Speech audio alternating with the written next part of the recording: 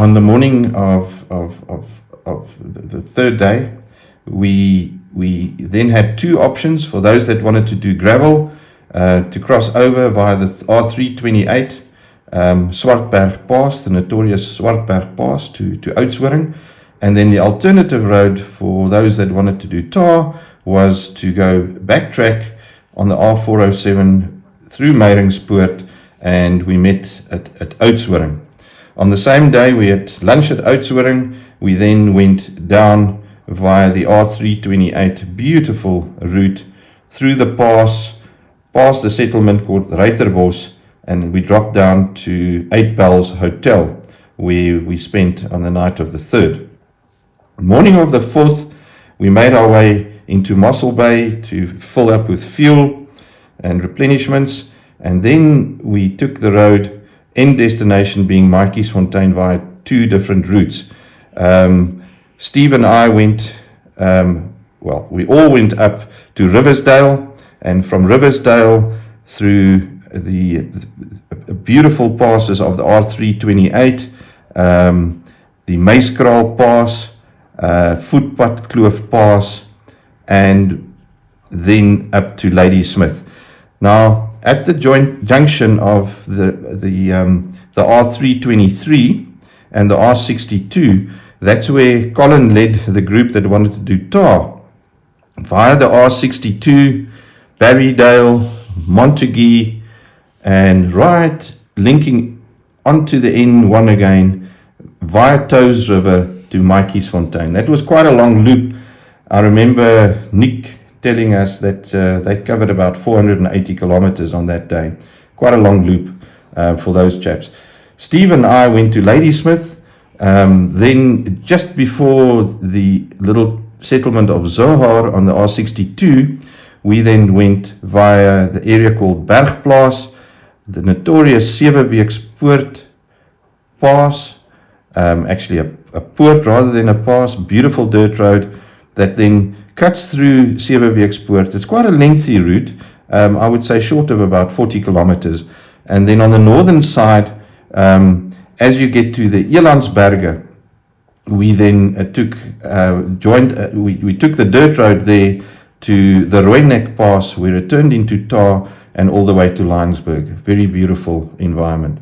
At Lionsburg, we then got onto the N2 to Maatjiesfontein, where the rendezvous was for night 4.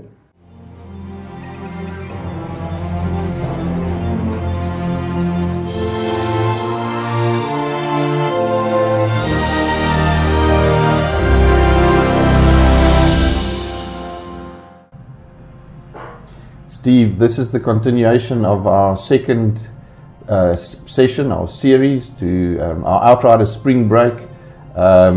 Day 3, again a beautiful day. Look at the blue sky. We've just come over Swartberg Pass, and we're now taking the tar road to Oudtshoorn. Yeah, and it's amazing how different the landscape is from the other side.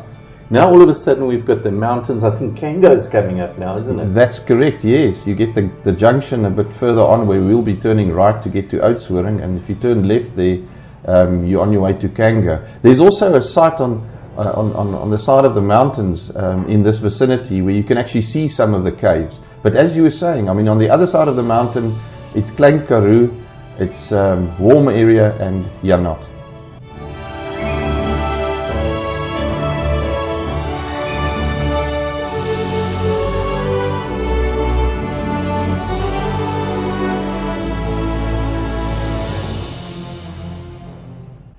Now these are the outriders that took the alternative route from Prince Albert, not over Swartberg Pass, but they went on the R407, then through Meyringspoort, which at the bottom ends at this beautiful little village of De Rust. And this is the corner cafe at De Rust. If I remember correctly, it's even got designated bike parking area. So yeah, these chaps did that route, and we would be linking up with them in Oudtshoorn a bit later on. Correct. And you know, when I heard the name of the restaurant that we were going to, I think it's called Jemima's, isn't it? That's right, yes, yes. And it had a certain laid-back feel. There you go. Waiting on my dreams to come true. hoping and praying one day that they do. Oh, I don't know how, and I don't know when, just patiently waiting till then.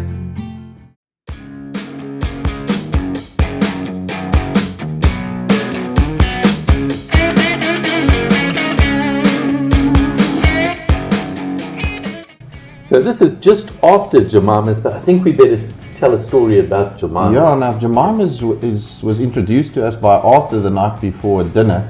Arthur mentioned that he's got a friend that's got this wonderful restaurant, and then proceeded to phone him and make a reservation. So it was all sort of, it just happened per chance. What a wonderful experience. Yeah, this is a 328 going from Oudtshoorn to Mossel Bay.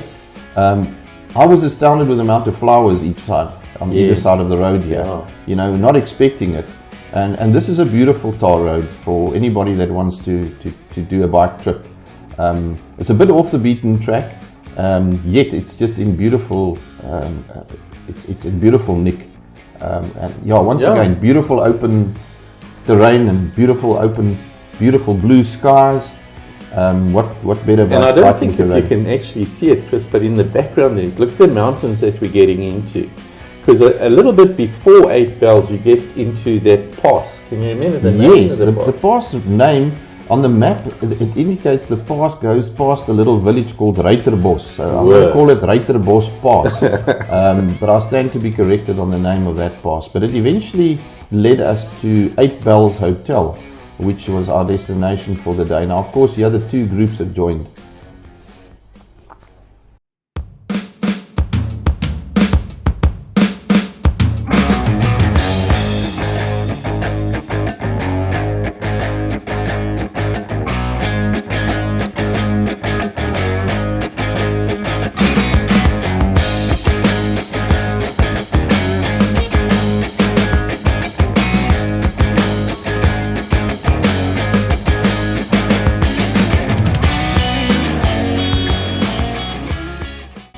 There you can see I'm following you through this pass, Chris. Yeah, that's beautiful, man. And little settlements here and there.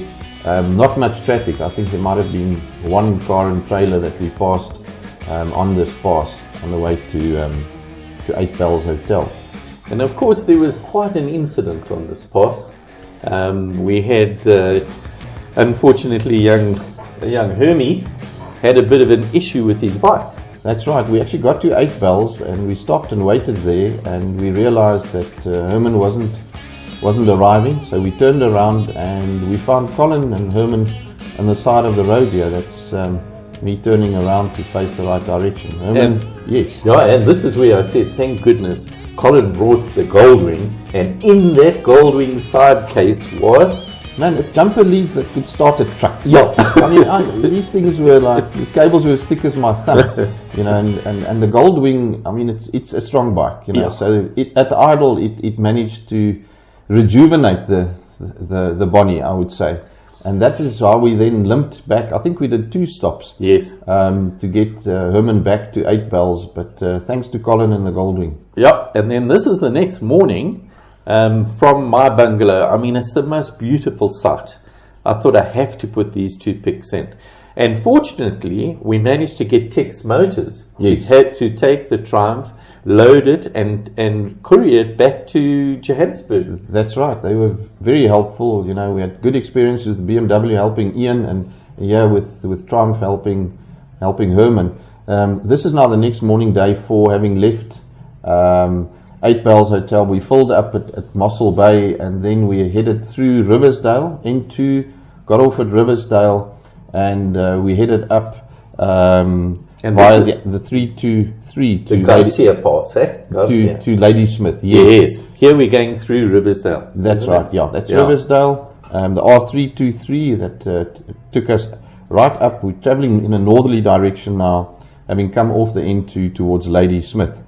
And this is the Garcia bit, isn't it, Chris? That's Garcia Pass, quite right. Yeah. You and I lagged behind a bit. The other group covered the ground a bit quicker than us. Yeah, no, but it was so beautiful. It's an exceptional pass. Yeah. It's exceptional. Once again, the road surface quality, these constant radius turns, you can just lean into them and relax, you know, and let your bike do all the work. Absolutely beautiful. So beautiful. But look at the blessing of beautiful weather. This is day 4, and of course the ultimate destination on this day is Matjiesfontein.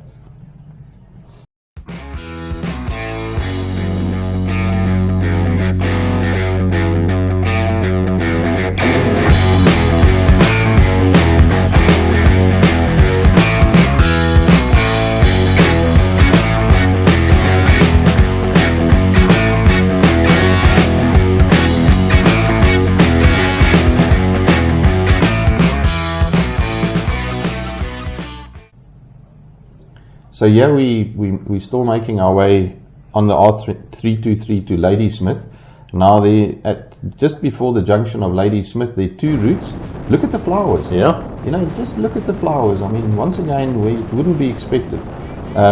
Yes, at the top of the R323 at the Ladysmith turnoff, our one group would then take a longer route to Matjiesfontein on the R62, Barrydale, Montague, you know, then the R318 to Toes River, and then to Matjiesfontein.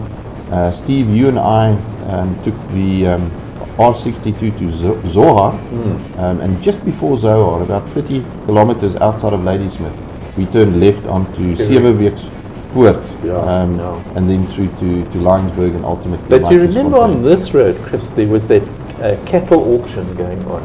Do you remember? And we had a couple of buckies in front of us that were all turning off to the cattle auction. Yes, there was a one-stop as well. Correct. Well, a stop-go rather, not a one-stop. And here we've got to Ladysmith.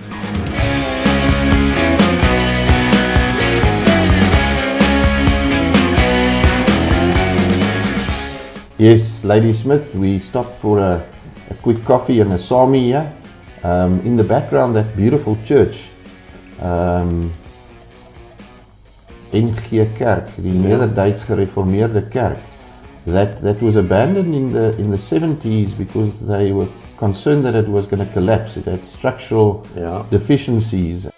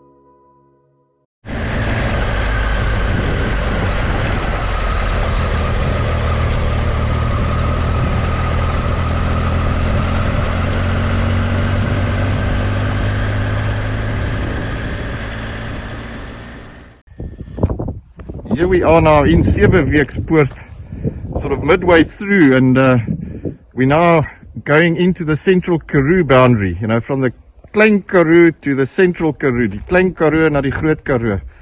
And if you look at these Table Mountain formations and the folding of these, you know, it's like taking a telephone diary and then just squishing up the pages to get these folds. And there we have a fault plane.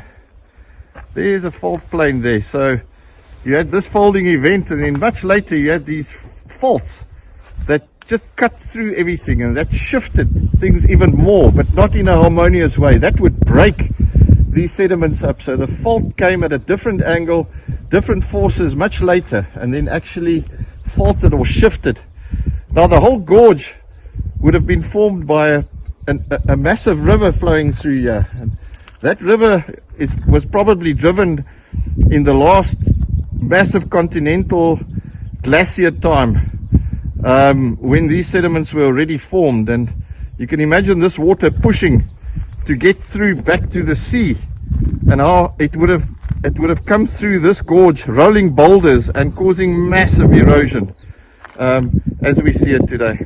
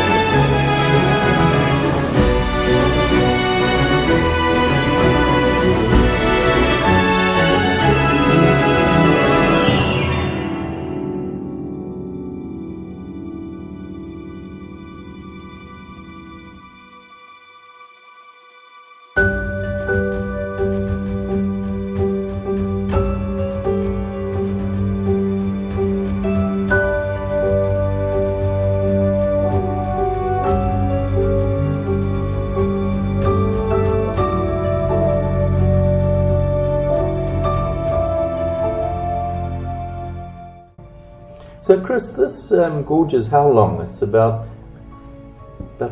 40 k's? No? Yeah, I guess about 40 k's. It's an endless gorge. Yeah. And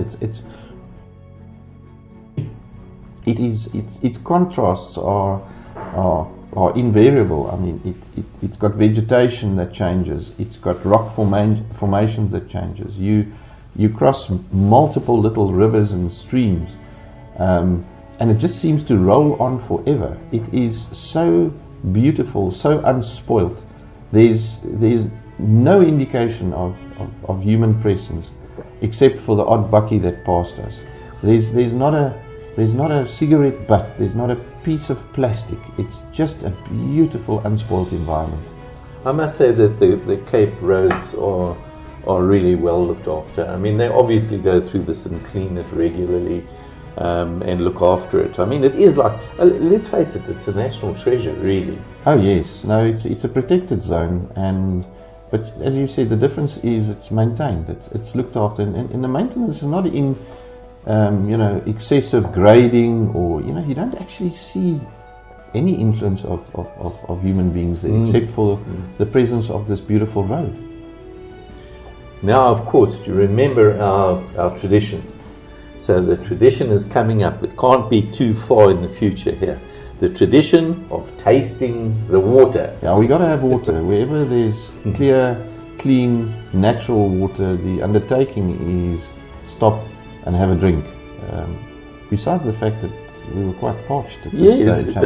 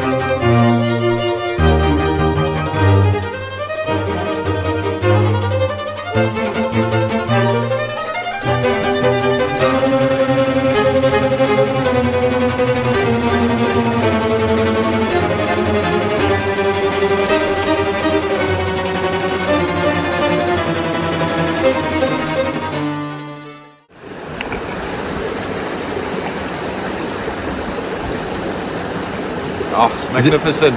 Is it nice? Cold, fresh water. Ja, fantastisch. Absolutely fantastic. My too.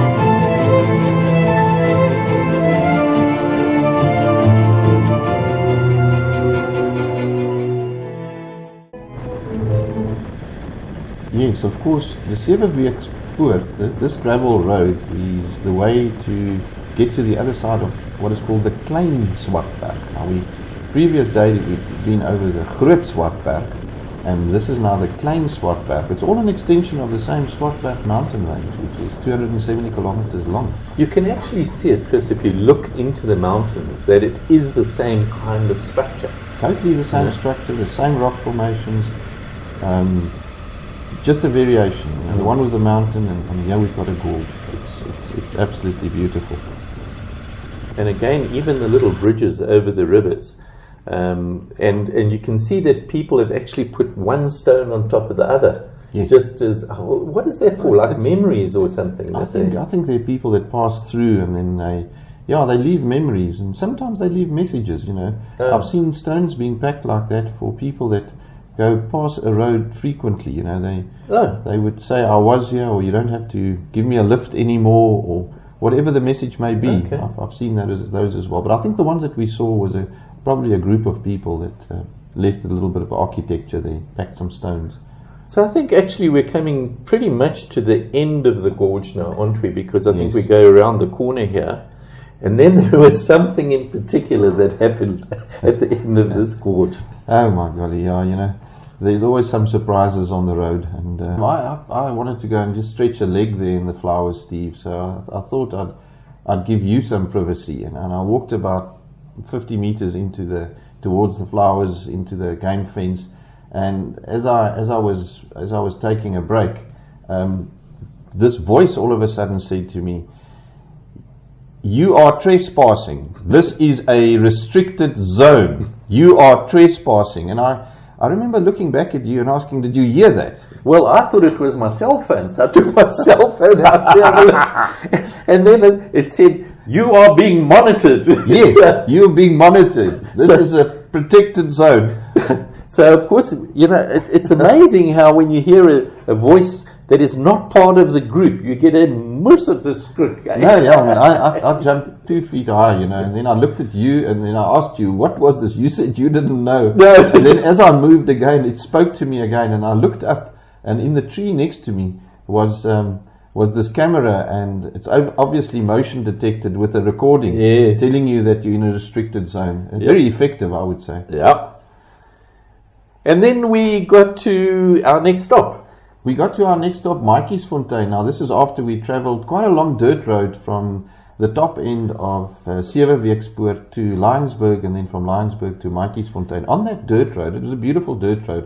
I may just say, we have comfort in these new tyres, and at one stage I was going 50, and I still saw Steve in my dust, so I thought I'd go a bit quicker, 60, 70, 80. That was no, heck, man, this is a bit too much. You were just so comfortable. It was lovely. Yeah, it was lovely. We passed little settlements on that road called Hartland, Op die Bos, Porcupine, and then we also did the Rooinek Pass before we got to and that was my pass. Yeah, the Rooinek Pass. The Rooinek's pass. And then obviously that evening in Mikey's, I mean, it was really festive. You must admit. Beautiful evening in Mikey's Fontaine. It was festive. And the food was good. Incredible food, the hospitality. Yeah. The gentleman that gave us a tour on the double-decker bus. Yeah. He's playing the piano, eh? The singing and the playing of the piano. Yeah. I mean, we had about an hour, I would say, of full-on entertainment there before dinner. Yeah. And then a proper fine dining sit-down dinner. Okay, where are we, Grant? We're in Mikey's Fontaine. Mikey's Fontaine. Yeah, we've just come from the pub where we've been singing songs and dancing, and now we're drinking and eating our food. And today we went on a long ride. Colin was our leader. And what made today special for you? Today's special was Burgers Pass. Was the view from the top. Burgers Pass? Burgers Pass. Where, between what and what is Burgers Pass? That's between Montague and Toaster-Rivier. Fantastic. Gaida, for you? Oh, Granville stole mine, but then also those long winding corners. Yeah. All the way up, all the way down. It's beautiful. How was the arty, okay? Oh, the art is good. Was the balance right? Fantastic. Stephen, for you? So for me, I managed to tick another one off the bucket list. So the whole purpose for this trip for me was to go through the Sewe Weeks. Yeah. And it was unbelievable. Fantastic event. I reckon it is 3 times better than Swartberg. What do you reckon?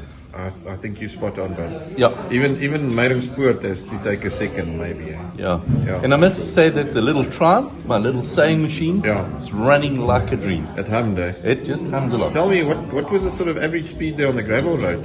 Yeah, well, we won't get into that just now at the moment. But I had to do some catch up. I thought so. Nicholas, how's your day, bud? What was very special for me today, besides the scenery and the beautiful flowers that we saw, was the amount of time I can spend on the saddle. And how long was it? 8 hours. 8 hours, bud. We did 486 kilometers today. Yes. We left at 8:30. That's We right, arrived at 4:30. That's right. That make 8. Yeah. Yeah. That's quite Thank some you, going. Colin, for a beautiful ride, and I'm serious. It was a great day. Thank you very much. Fantastic. Arthur, you witnessed all of this, eh? Absolutely wonderful, fantastic. It's my first ride out, and just the great people, Yeah. and amazing flowers and scenery and different roads. And Yes. just loved every second The of it. beauty of life and companionship, eh? Wonderful. Yeah, thanks, man. Thank you. There's my mate. For me, the best part of the day was finding my keys. When did you lose them? My top box. Cole, you led the oats today. I mean, what a chariot. It was a lovely day, really. It was great. The Garcia Pass was great. That road coming up from Riversdale to the R62 was fantastic. And then Barrydale to Montague, I loved that road as well. It had a few bumps in it though, but the rest of it was great. And that last part was fantastic, and the smell of the flowers. Yes, but we must also remember, I mean, you planned an alternative route because the original route was just not going to work because of dirt. So you looped us around. It was a lovely fantastic, day. right? And I mean, yesterday was also fantastic. It was, yeah. Thank you, bud. Ian, and for you, bud? For me today it's just been great to be back on my bike. It was working, it was running, it was a great day, I enjoyed it. I enjoyed the countryside, I enjoyed the curves, I enjoyed the passes, I just enjoyed the people and I enjoyed the company. But one thing I really enjoyed was Chris's cabaret show this in the pub at 6 o'clock tonight. Absolutely amazing. What goes You on missed to a your station calling, tour, you eh? missed your calling in life, my dear. Well done, I really enjoyed that. It was great. Absolute pleasure, man. Thank you. Look at this wonderful setting we're having here. I just want to pan out a bit. This high ceiling with all the woodwork, it's indescribable. I mean, Mikey's Fontaine, Lord Milner Hotel. Thank you, chap.